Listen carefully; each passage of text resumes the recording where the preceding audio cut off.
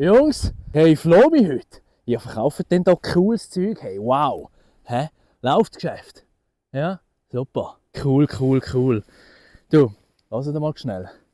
Habt ihr auch eine Genehmigung für den Stand da? Nicht? Das ist nicht gut. Und bei der Mehrwertsteuer habt ihr euch vermutlich auch nicht angemeldet, gell?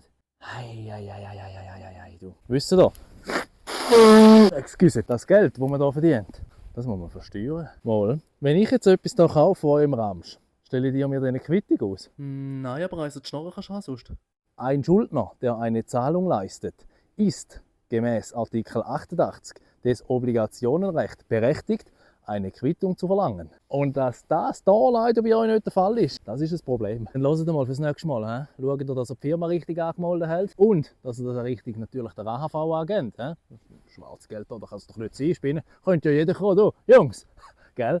Und schaut, dass ihr nicht mit ganz leeren Taschen heim müsst. Würde ich sonst hier noch schnell die hohe Scheisserolle mitnehmen und schnell dort hinter den Baum. Ist das in Ordnung? Dringend.